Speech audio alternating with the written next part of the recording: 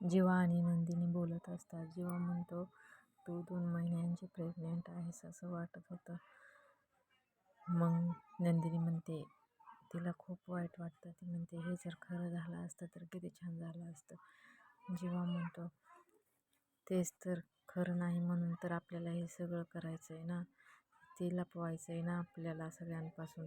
तर नंदिनी म्हणते, हो पण हे खूप वाईट वाटतं ऐकूनच. वास्तू तथास्तू म्हणते, पण ह्या वेळेस वास्तूने असं का केलं, आपल्याशी असं का घडलं.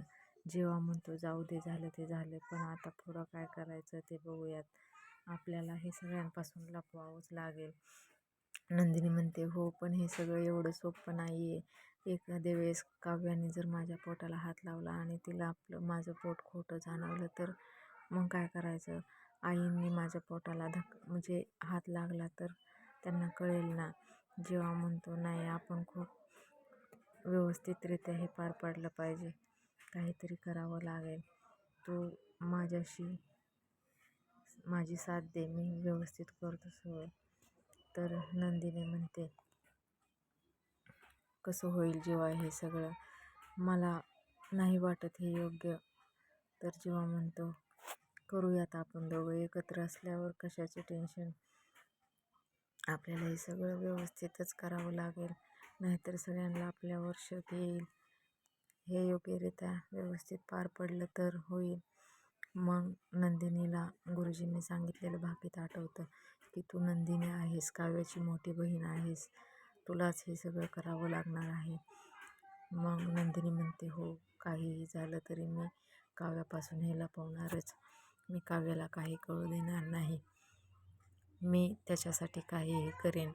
मग जीवा म्हणतो, हो तुला तर करावंच लागेल. मग नंदिनी म्हणते, ठीक आहे, मी तयार आहे खोटं पोट लावण्यासाठी. मग ते तयार होते आणि भाऊक होते. इकडे पार्थ आणि काव्या नाश्ता करत असतात.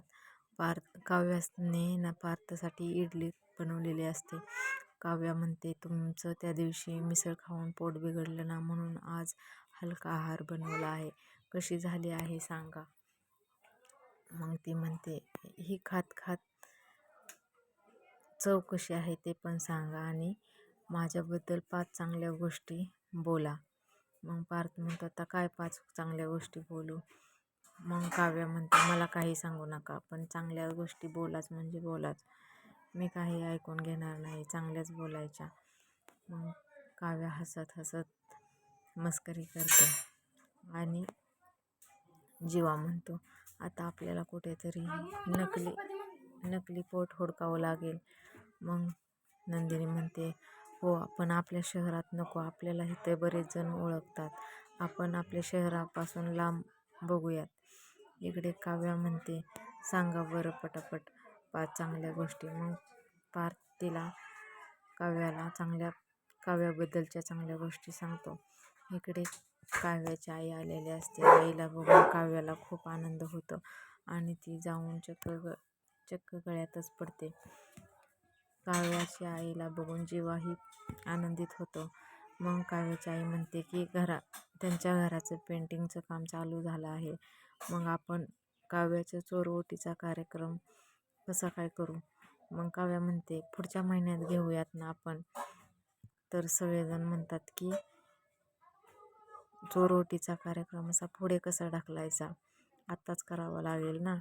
मग काव्याची आई म्हणते, कसं शक्य आहे, तिकडं तर पेंटिंगचं काम आहे, सगळे वासाने पाहुण्यांना सगळ्यांना त्रास होईल ना.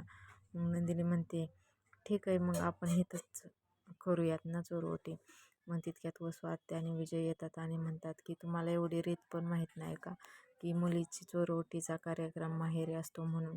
तुम्ही शिकलेली माणसं काही कामाची नसतात, तुम्हाला काहीही कळत नाही.